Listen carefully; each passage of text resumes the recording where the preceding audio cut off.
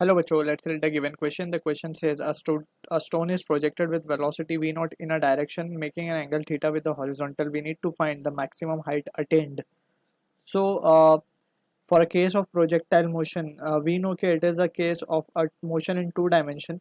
So यहाँ पे we can say if we are projecting a body with let's say initial speed v naught and this v naught is at an angle theta from the horizontal, so we can say the path it will take will be something like this, the parabolic path, right? अब यहाँ पे we need to understand के following चीज़ें यहाँ पे हमें समझ में आनी चाहिए. First is the range, which is the horizontal direction displacement of the body, and we can say the maximum height it can attain along the vertical जिसे हम कहते हैं h या फिर h, that is the maximum height attained. And also we can say कि जिस velocity v not से attend हुआ है उसको हम अलॉन्ग टू कंपोनेंट्स उसके ले लेंगे, that is along vertical that is v not sine theta and along horizontal that is v not cos theta, right? अब यहाँ पे we can say let's say ये पॉइंट हमारा a है, ये पॉइंट हमारा b है, this is our c point. So b point पे क्या हो रहा है, वेलोसिटी जो अलॉन्ग वर्टिकल है it will be becoming zero, यानी कि u of y will be zero, but horizontal velocity will be there.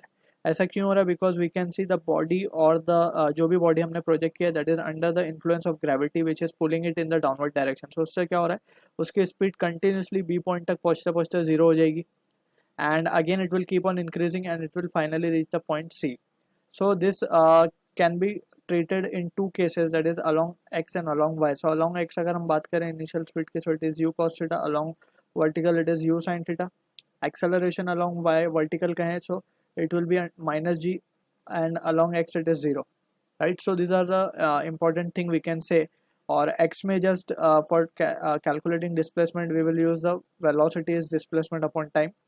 यहाँ पे क्योंकि ये एक्सेलरेटेड मोशन का केस है along vertical that is along Y direction, so वहाँ पे हम काइनेमेटिकल इक्वेशंस का यूज़ करेंगे, that is three kinematical equation v equals to u plus a t, s equals to u t plus half a t square and v square equals to u square plus two a s, right? अब हमें यहाँ पे maximum height ढूंढने को कहा गया, that is the value of h.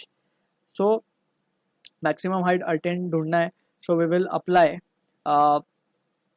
From we will consider the case vertical motion consider करेंगे हम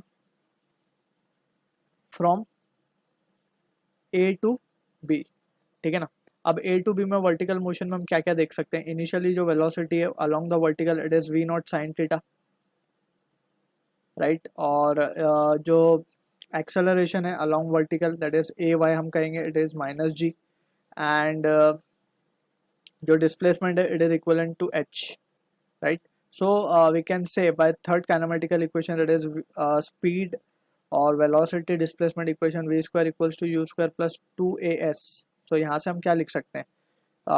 Also यहाँ पे हम देख सकते हैं फाइनली पॉइंट बी पे आके वेलोसिटी जीरो होगी, so यहाँ पे हम लिख सकते हैं zero will be equals to u square का मतलब है v naught square sine square theta, v naught square sine square theta minus of 2gh.